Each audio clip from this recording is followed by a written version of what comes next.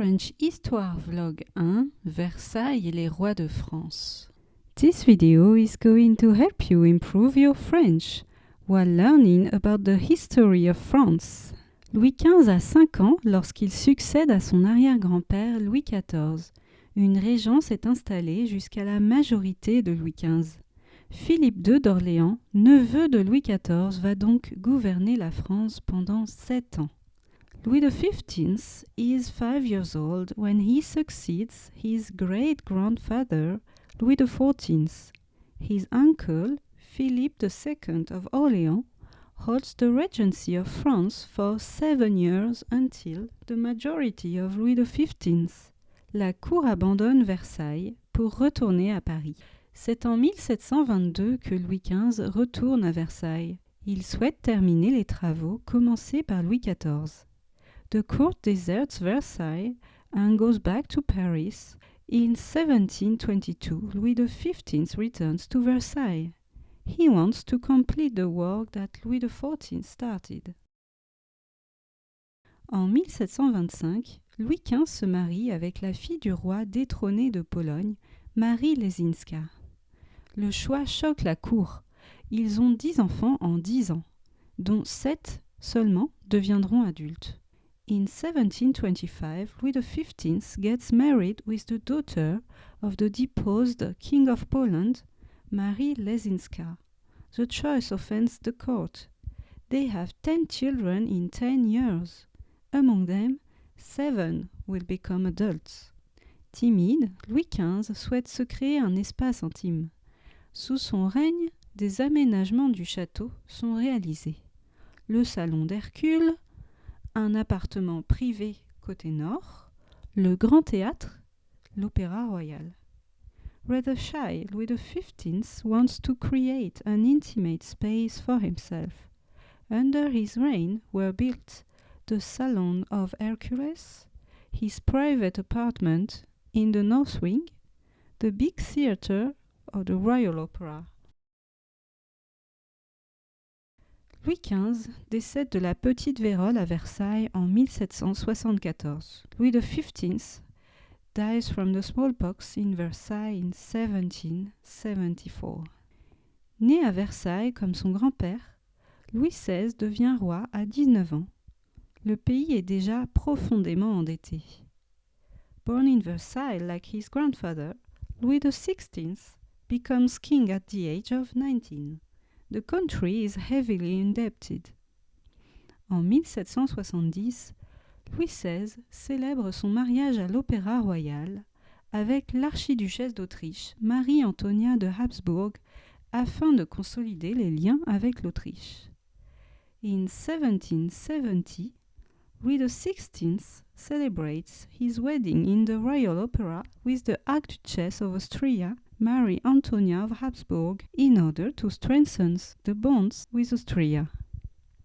Le roi et la reine ont 4 enfants, dont 2 garçons. La cour organise des fêtes à Versailles, mais elle réside désormais à Paris. The king and the queen have 4 children, including 2 boys. The court organizes celebrations in Versailles, but is now living in Paris. Alors que les États-Unis sont en pleine guerre d'indépendance, le roi décide de leur venir en aide afin de les aider à se libérer de l'emprise de l'Angleterre. C'est une petite vengeance sur l'Angleterre qui lui a pris toutes ses colonies. While the United States are in the middle of the War of Independence, the king decides to help them to free themselves from England. It's a revenge on England who took France's colonies. Cependant, ce soutien se révèle lourd de conséquences, menant les finances du pays au plus bas.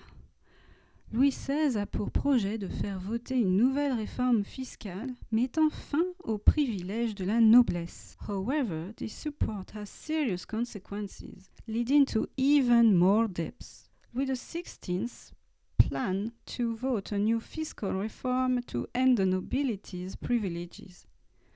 L'organisation sociale qui régissait le système politique français, du XIVe au XVIIIe siècle, divise la société en 3 ordres, le clergé, la noblesse et le tiers-état.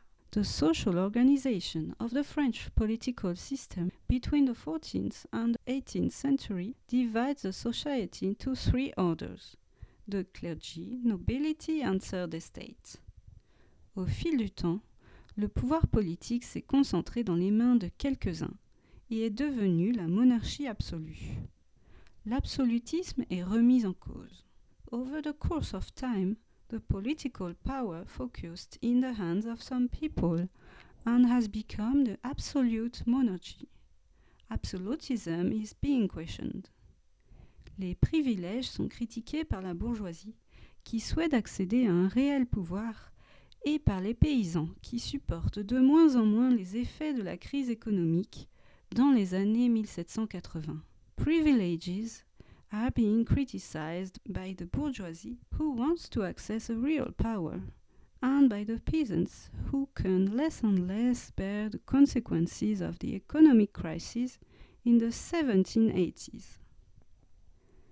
L'image du roi et de la reine se dégrade de plus en plus et la reine Marie-Antoinette est réputée pour dépenser l'argent de manière excessive.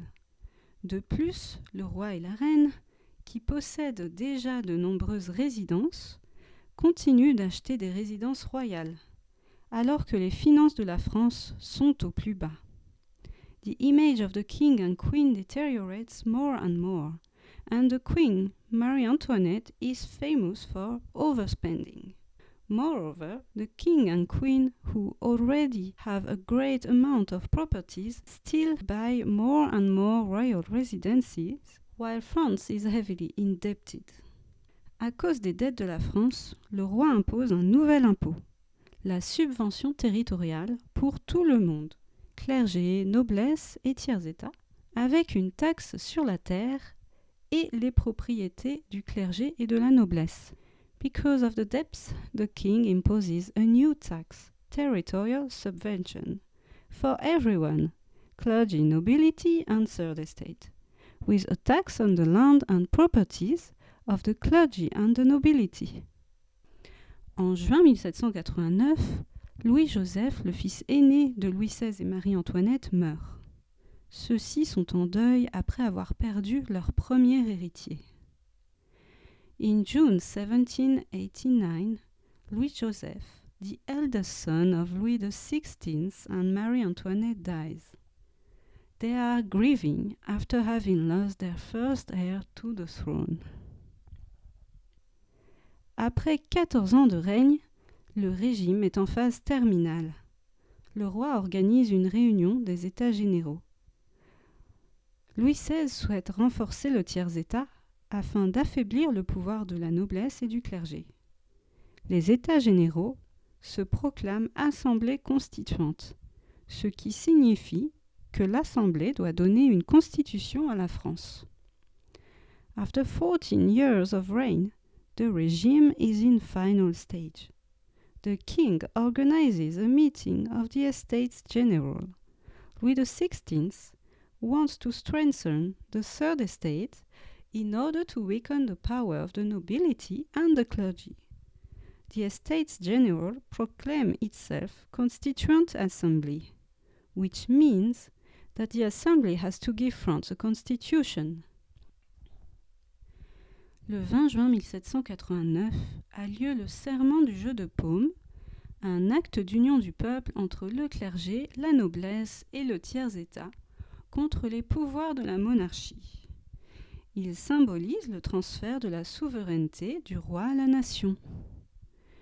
On the 20th of June 1789, the tennis court oath takes place. It's an act of union of the people between the clergy, the nobility and the third estate against the powers of the monarchy.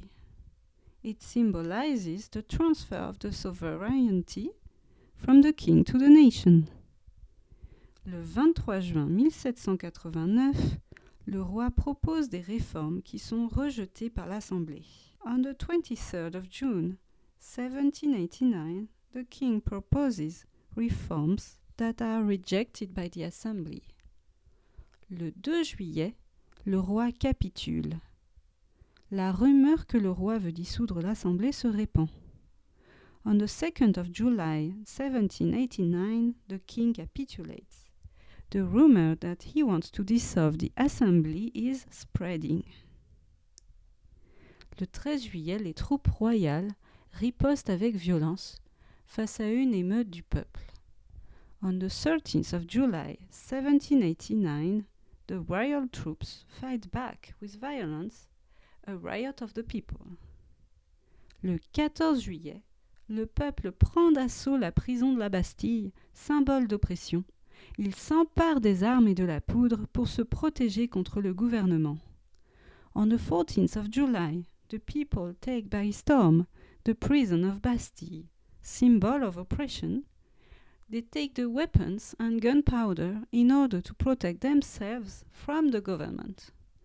C'est la prise de la Bastille et le début de la Révolution française.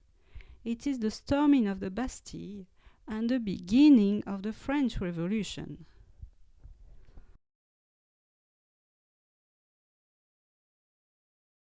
Thank you everyone for watching. If you like this video, please drop a like, and if you would like to know when a new video is online, then subscribe. Thank you.